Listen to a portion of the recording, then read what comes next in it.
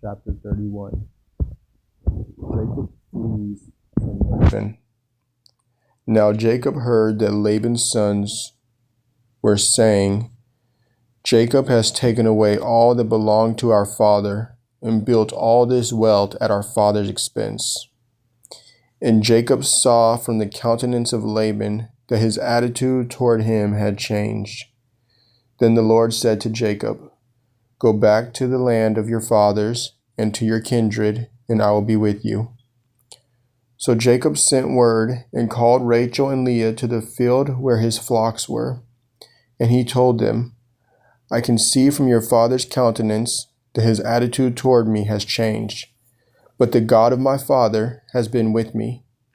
You know that I have served your father with all my strength, and although he has cheated me and changed my wages 10 times, God has not allowed him to harm me. If he said the speckled will be your wages, then the whole flock bore speckled offspring. If he said the streaked will be your wages, then the whole flock bore streaked offspring. Thus God has taken away your father's livestock and given them to me. When the flocks were breeding, I saw in a dream that the streaked, spotted, and speckled males were mating with the females. In that dream, the angel of God said to me, Jacob. And I replied, Here I am. Look up, he said, and see that all the males that are mating with the flock are streaked, spotted, or speckled, for I have seen all that Laban has done to you. I am the God of Bethel, where you anointed the pillar and made a solemn vow to me.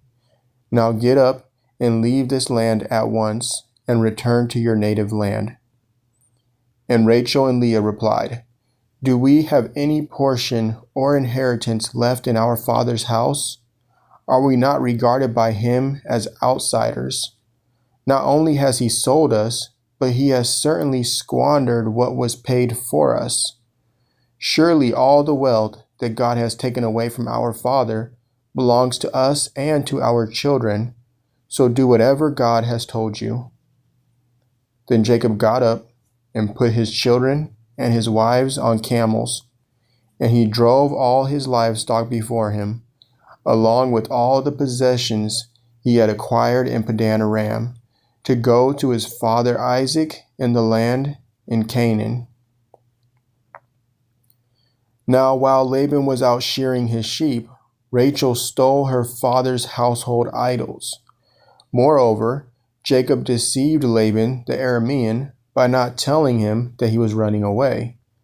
So he fled with all his possessions, crossed the Euphrates, and headed for the hill country of Gilead. Laban pursues Jacob. On the 3rd day, Laban was informed that Jacob had fled. So he took his relatives with him, pursued Jacob for 7 days, and overtook him in the hill country of Gilead. But that night God came to Laban the Aramean in a dream and warned him, Be careful not to say anything to Jacob, either good or bad. Now Jacob had pitched his tent in the hill country of Gilead when Laban overtook him. And Laban and his relatives camped there as well. Then Laban said to Jacob, What have you done? You have deceived me and carried off my daughters like captives of war. Why did you run away secretly and deceive me without even telling me? I would have sent you away with joy and singing, with tambourines and harps. But you did not even let me kiss my grandchildren and my daughters goodbye. Now you have done a foolish thing. I have power to do you great harm. But last night the God of your father said to me, Be careful not to say anything to Jacob, either good or bad. Now you have gone off because you long for your father's house.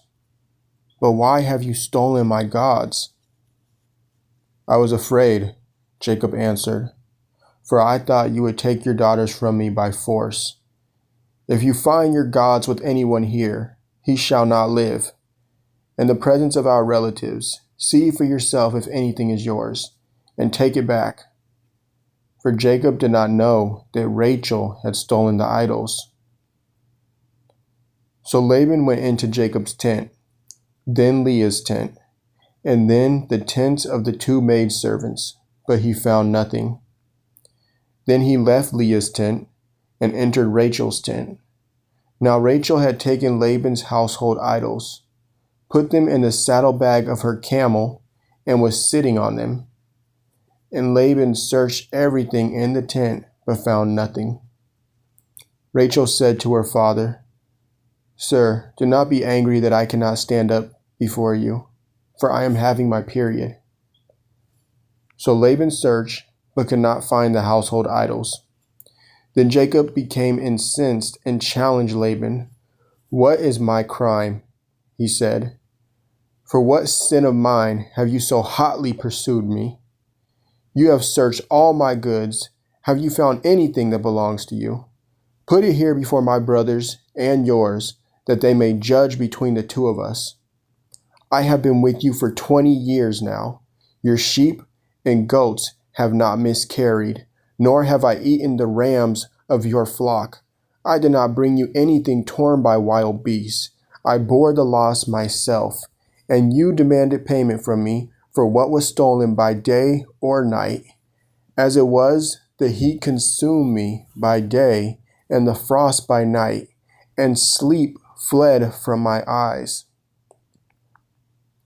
Thus for 20 years I have served in your household, 14 years for your 2 daughters, and 6 years for your flocks, and you have changed my wages 10 times.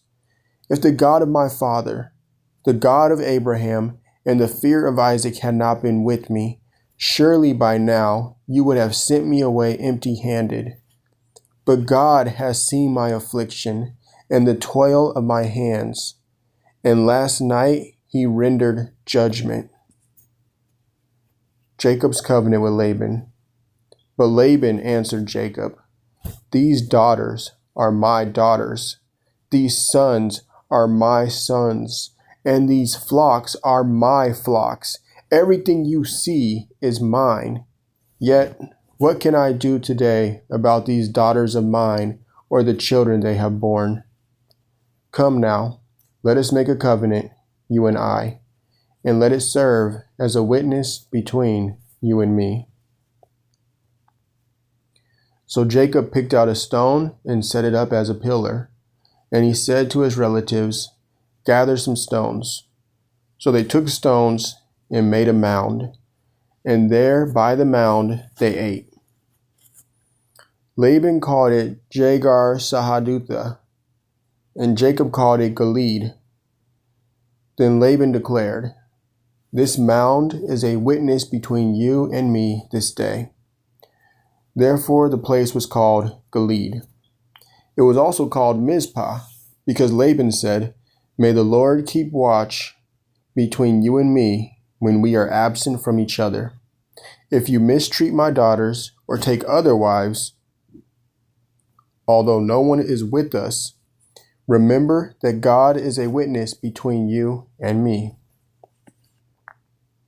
Laban also said to Jacob, "Here is the mound, and here is the pillar I have set up between you and me. This mound is a witness, and this pillar is a witness, that I will not go past this mound to harm you, and you will not go past this mound and pillar to harm me. May the God of Abraham and the God of Nahor, the God of their father, judge between us." So Jacob swore by the fear of his father Isaac. Then Jacob offered a sacrifice on the mountain and invited his relatives to eat a meal. And after they had eaten, they spent the night on the mountain. Early the next morning, Laban got up and kissed his grandchildren and daughters and blessed them. Then he left to return home.